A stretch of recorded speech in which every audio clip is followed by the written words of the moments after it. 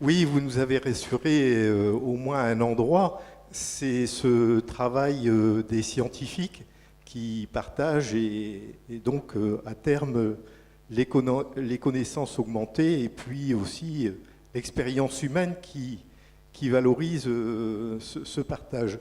Et d'où ma question, est-ce que au niveau des observations à un haut niveau, est-ce qu'il y a ce même phénomène dans le domaine des sciences humaines?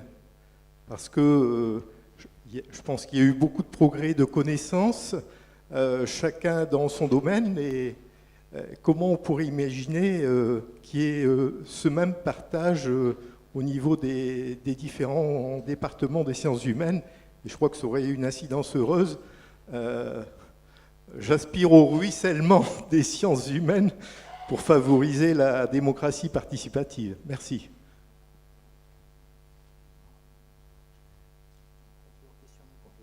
Oui, on peut prendre plusieurs questions, hein, comme ça.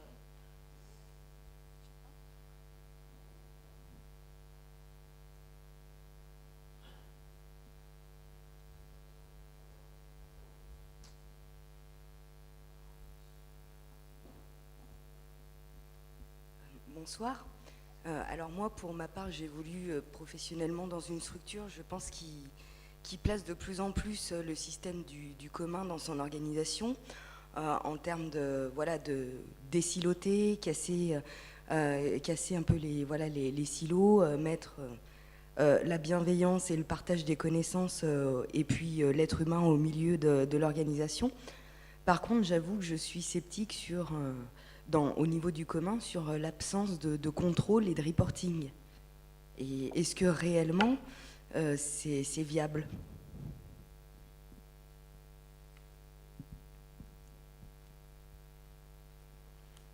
Encore une question? Non? Alors, on va peut-être répondre sur le contrôle. Alors, je réponds vite. Dernière question, c'est sur le contrôle.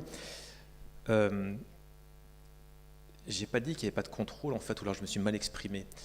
L'idée, c'est qu'il n'y a pas un contrôle qui vient du sommet et qui impose une façon de faire et qui contrôle la façon de faire. Dans une perspective qui est une perspective de déresponsabilisation. Ce qui est le cas dans les organisations très hiérarchiques où finalement on est peu responsabilisé, on considère qu'on va faire mieux que nous. C'est le cas aussi de l'État qui va considérer que pour plein de domaines, il peut faire mieux que nous. Par exemple, on en parlait avec Pascal en aparté, sur la sécurité, l'État organise notre sécurité en considérant qu'il est mieux à même d'organiser la sécurité que les citoyens. Pourtant, il y a plein d'endroits en France où il n'y a pas de policiers et où la sécurité s'organise, ne serait-ce que parce que les gens regardent autour d'eux, discutent entre eux, observent ce qui se passe. Donc, en fait, pour en revenir plus précisément à votre question, il ne s'agit pas de supprimer le contrôle, il s'agit de dire que ce contrôle, il va être mis en commun, il va être organisé ensemble. Mais il n'y aura pas une absence de contrôle, il y aura simplement un contrôle dont on va établir les règles, parce que le commun, ce n'est pas la disparition de la responsabilité. On pourrait aussi se dire, voilà, le commun, c'est tout le monde est égal, on est dans l'horizontalité parfaite, chacun fait ce qu'il veut. Ce n'est pas le cas. Le commun, c'est comment est-ce qu'on s'organise de manière la moins mauvaise possible à un instant T pour que ça marche. Et puis on ajuste au fur et à mesure. Sur Wikipédia, par exemple, il y a beaucoup de contrôle. Dès que vous changez une ligne sur une entrée de Wikipédia, il y a des gens qui viennent regarder ce qui se passe et qui vont voir est-ce que c'est pertinent, pas pertinent. Puis il y a des gens qui sont chargés plus généralement d'avoir un regard systématique. Donc il y a beaucoup de contrôle, mais simplement ce contrôle, il est auto-organisé. Ce contrôle, il est discuté. Ce contrôle, il peut changer, il peut évoluer. Donc ce n'est pas une absence de contrôle, c'est plutôt une prise de responsabilité. C'est-à-dire que chacun comprend bien quelles sont ses responsabilités, parce que ce sont des responsabilités qui proviennent d'une absence de contrôle pointilleux, qui proviennent de l'absence de contrôle qui est celui du reporting traditionnel. Mais ça n'empêche pas, évidemment, d'avoir ces responsabilités, de les exercer, et donc de faire en sorte de travailler le mieux possible, et de faire en sorte que on puisse transmettre ce qu'on fait pour pouvoir le faire valider, etc. C'est pas l'absence d'organisation, c'est une organisation qui se décide elle-même comment est-ce que le contrôle va être mis en place. Par exemple, sur le contrôle, dans le reporting, il y a plein d'indicateurs qui servent à rien. On peut tout à fait substituer beaucoup d'indicateurs qui servent à rien, qui sont là simplement pour faire plaisir, enfin pas le faire plaisir. Ils sont là, et donc tout le monde fait comme s'ils étaient importants, et donc tout le monde remplit les cases, mais chacun à son niveau sait qu'ils ne servent pas à grand-chose. On peut les remplacer par des indicateurs qui seraient utiles à la performance de l'organisation. Donc c'est une forme de contrôle, mais ce n'est pas une forme de contrôle péjorative, ce n'est pas une forme de contrôle policière, c'est une forme de contrôle vers une amélioration. C'est deux choses différentes. Et donc sur la première question, il y aurait des volumes entiers, et je pense que Pascal aurait beaucoup de choses à ajouter sur la question des sciences humaines, leur capacité à pouvoir être transdisciplinaire, à pouvoir s'ouvrir et à pouvoir ruisseler sur la société pour permettre d'améliorer le fonctionnement de la société. En partie, c'est ce qu'on cherche à faire quand même, quelque part. On cherche à développer la discussion, etc. Mais on n'est pas aidé par la structure. On n'est pas aidé parce que l'institution, en tant que telle, est très hiérarchique, est très compartimentée, est très cloisonnée. Les carrières sont elles aussi très individualisées, etc. Donc l'institution ne pousse pas à cette transdisciplinarité. En revanche, ce qui va plutôt pousser à collaborer, c'est l'illustration du travail de Jérémy, c'est ce qui va pousser à collaborer, c'est quand on est face à des problèmes concrets.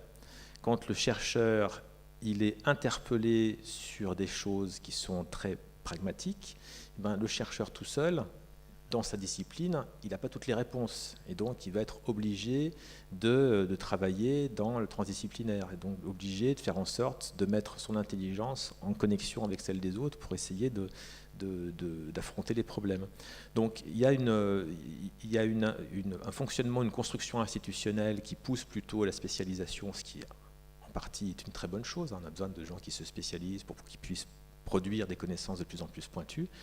La capacité qu'on peut avoir à créer des passerelles n'est pas si évidente que ça. Alors, il y a des programmes de recherche qui le permettent, par exemple, il y a des programmes européens qui le permettent, mais elle ne va pas de soi et elle doit être provoquée, donc soit par des programmes qui viennent financer justement des recherches interdisciplinaires, soit par, et je pense que, à mon avis, là, c'est plutôt notre fonction, notre responsabilité sociale en tant que chercheur, soit pour des problèmes concrets qui émergent de la société et pour lesquels les chercheurs vont appeler d'autres chercheurs ou des praticiens, etc., pour essayer d'apporter des réponses.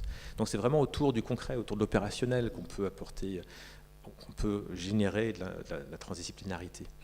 Je pensais à deux choses, parce que là c'est un professionnel de la recherche qui vient de vous répondre. En fait, si on regarde au niveau de la société, il y a des moments transdisciplinaires, généralement ce sont des moments où on dit il y a des intellectuels. En fait, les intellectuels n'ont plus un ancrage très précis dans une discipline. Et là, on sait qu'ils sont entre la philosophie, la sociologie, l'histoire. Et c'est des Bourdieu, des gens comme ça, qui vont marquer à un moment donné. Et donc, c'est assez amusant parce que souvent, on dit il n'y a plus d'intellectuels en ce moment. Peut-être que ce qu'ils veulent dire, c'est qu'il n'y a plus ces transdisciplinaires dont on avait besoin. Parce que quand ils croisent avec agilité toutes les disciplines, ils ont un pouvoir aussi de séduction sur nous qui est toujours assez extraordinaire. Mais de l'autre côté, il y a aussi par les utilisateurs peut-être du transdisciplinaire, les universités populaires, etc., qui se créent partout. On voit bien que la demande de ceux qui sont là, qui viennent écouter, ils n'ont pas du tout envie d'écouter le spécialiste qui se ferme sur sa question. Ils veulent que les chercheurs ouvrent leurs approches. Donc en fait, on est dans ces mouvements un peu complexes. Et alors l'économie, moi je dis toujours que c'est une discipline de grands voleurs. C'est peut-être à cause de la cupidité, c'est-à-dire que nous, on pille toutes les disciplines. C'est assez fabuleux. Enfin, les modèles d'équilibre général, c'est en regardant ce que racontaient les physiciens au XIXe siècle qu'on pense les équilibres entre les marchés. Quand on voit la dynamique des entreprises, on va voir du côté de la biologie et du vivant, et on regarde comment ça naît, ça croît et ça décline. Mais en fait, on se sert des biologistes. Et depuis des années, ceux qui réussissent les programmes de recherche qui ont le plus grand succès, généralement arrivent avec les méthodes de l'économie et viennent capturer une discipline. Et donc, ils font par exemple de l'économie comportementale. Et alors, les pauvres qui font de la psychologie économique, ils existent à peine. Mais ceux qui font aujourd'hui de l'économie comportementale ont un succès mondial incroyable. Ils ont des prix Nobel. Et on fait de l'économie géographique. Et là, on fait des trucs absolument extraordinaires. Alors que les géographes qui font de la géographie économique, ils sont tout petits. À chaque fois que les économistes, avec leur méthode, vont capturer une discipline, ils connaissent un succès incroyable, et moi je me dis c'est quand même un abus là, au niveau de la recherche incroyable, parce que la discipline qui est capturée, elle ne peut pas tirer profit de cette construction. Donc par rapport à ce que vous disiez, peut-être que d'aller trop vers le croisement des sciences sociales, il y a des sciences sociales qui auraient envie de dire aux économistes, restez où vous êtes, arrêtez de nous capturer, parce que c'est toujours vous qui en bénéficiez.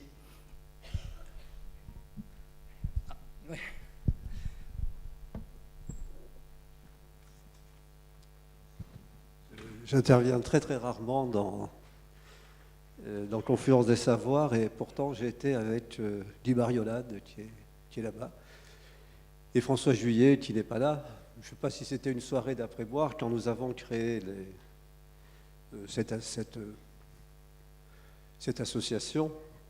D'abord, je voulais vous féliciter, les quatre, en associant bien entendu Jean-Paul, parce que je pense dans ce que nous voulions faire, vous avez fait ce que l'on voulait que vous fassiez sans s'imaginer que ça pouvait se faire.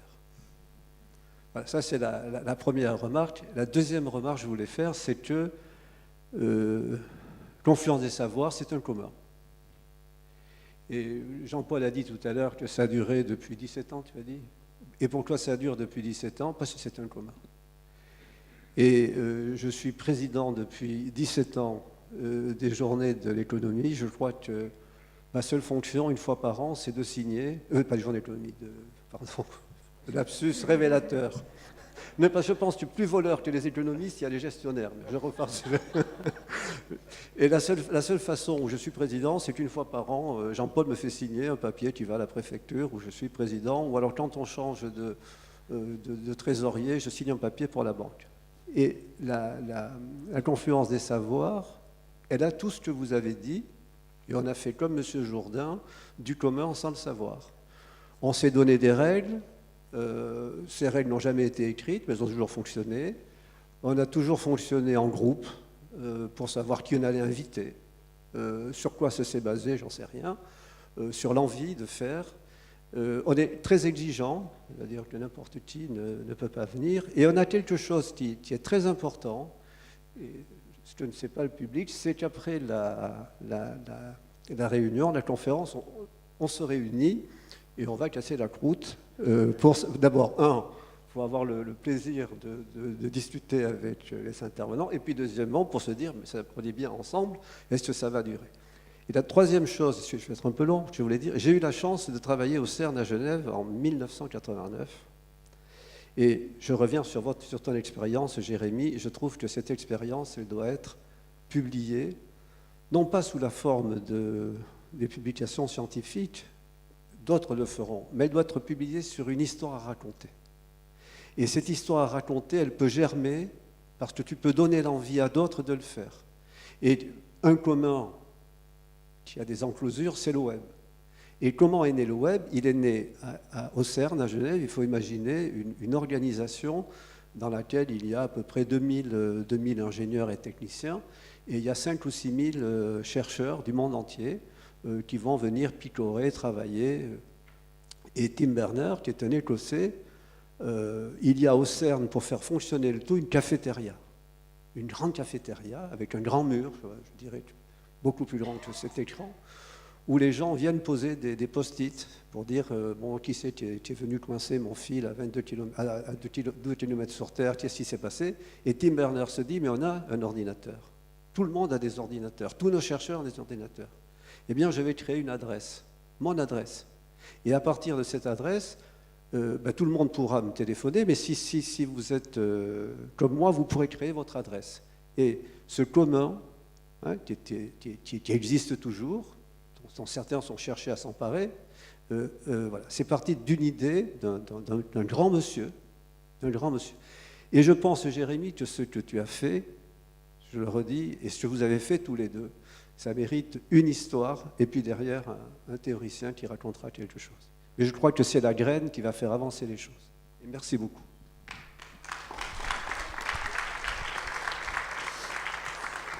Bravo, vous allez devoir raconter une histoire à 2 voix. On va vous trouver la publication très rapidement.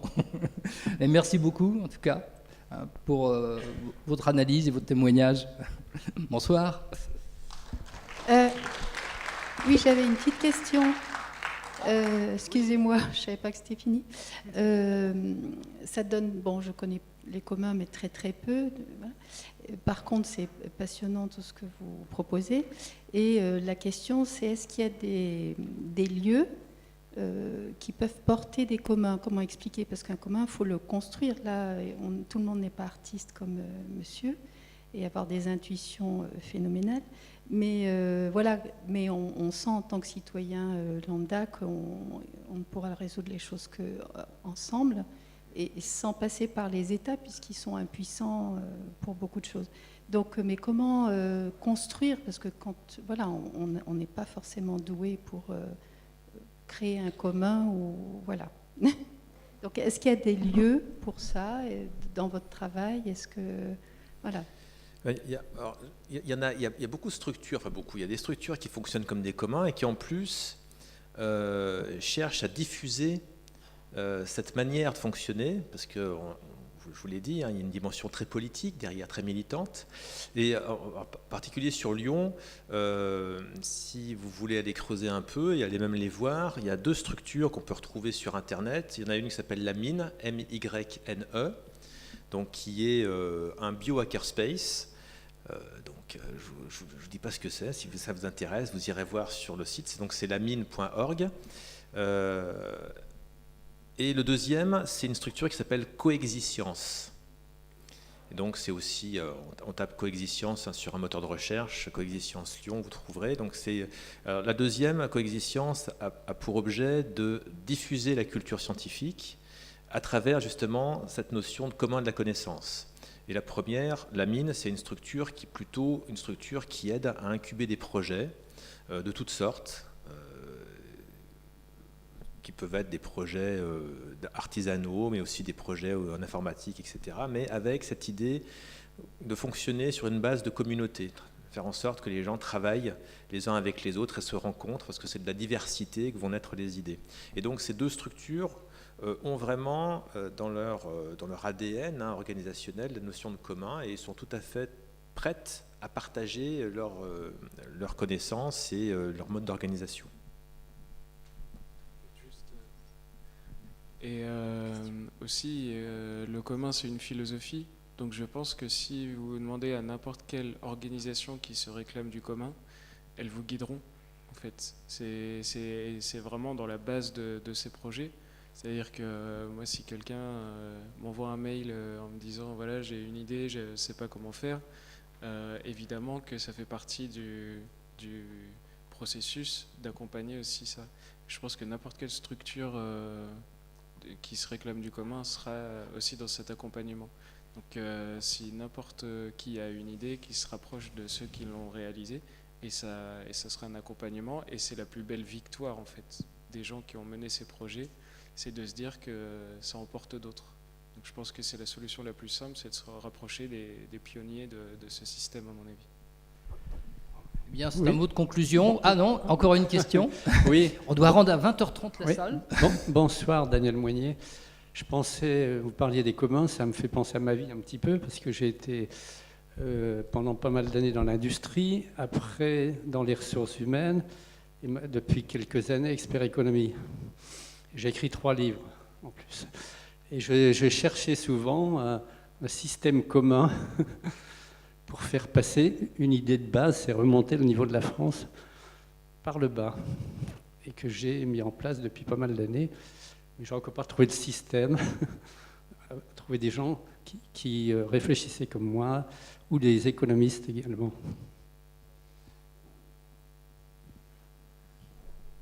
J'ai juste je dis juste Internet fait que tout est possible, mais vraiment tout. Vous pouvez contacter n'importe qui. Alors évidemment, vous envoyez un mail à Microsoft, je ne suis pas sûr que vous ayez une réponse tout de suite, mais je veux dire, vous trouverez dans le monde forcément quelqu'un qui a une résonance avec votre idée. C'est évident. Les forums, ce que tu disais David, de toute façon, les plateformes internet de résonance de ces projets, ça existe forcément, des gens qui veulent vous suivre. Et ça me permet aussi de dire que, évidemment, vous dites de remonter en France l'information du bas vers le haut. Le problème du corail, il est international. Évidemment, chaque pays touché va devoir investir lui-même pour sa propre partie, sauf que les problèmes de migration, les migrants écologiques, ça va être un problème extrêmement important qui commence déjà et qui va être éminemment important plus tard. Ça montre bien que tous ces problèmes sont connectés de manière internationale.